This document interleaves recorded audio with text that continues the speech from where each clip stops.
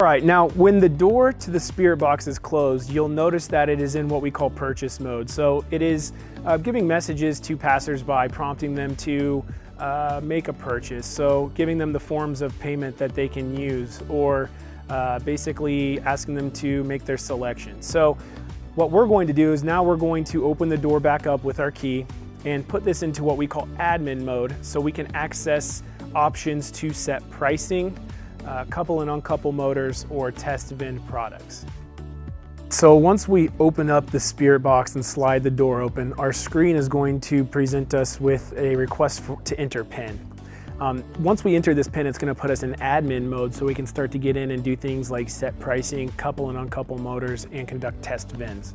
So the code for every spirit box is 3333. Now, with the original spirit boxes, you don't actually have a touch screen. You have a slightly smaller screen with a touchpad beneath it, but the rest of the functionality within is the same.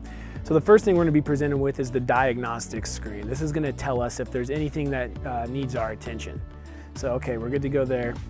And then basically we'll hit the home button to take us to the admin landing page. Now you're going to notice there are a lot of options here on the admin landing page, but there are really only 3 that we're going to use on a regular basis and that we're going to talk about here.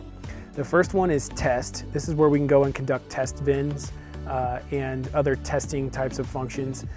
Pricing, this is where we can set individual prices or prices for individual products in the spirit box. And then product configuration, so this is where we will couple and uncouple motors within the spirit box itself. So let's get into price.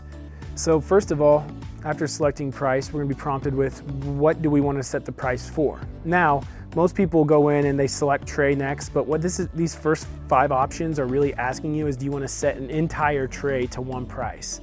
Usually we're going to be setting individual prices for individual products. So I'm going to select individual.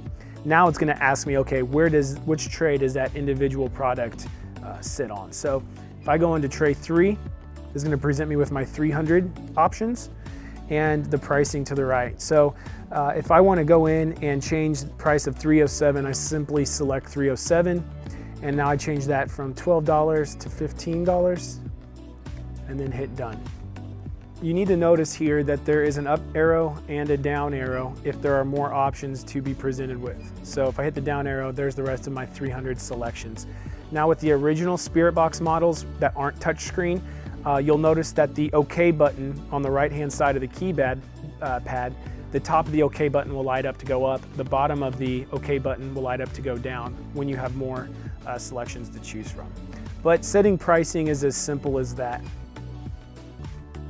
So if we go back out to the home page, which is again our landing screen for our options, the next thing that we're going to talk about is test. So if I want to go in, and first of all, what we recommend is that you test vend all of your selections, maybe a couple of times for each one. Even if it looks like it's going to dispense correctly, a test vend is going to show you anything that maybe we didn't do right during the stocking or labeling process.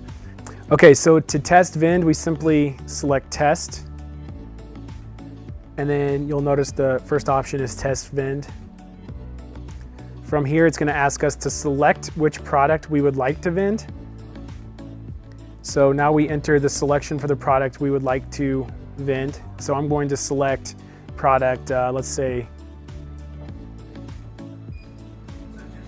301.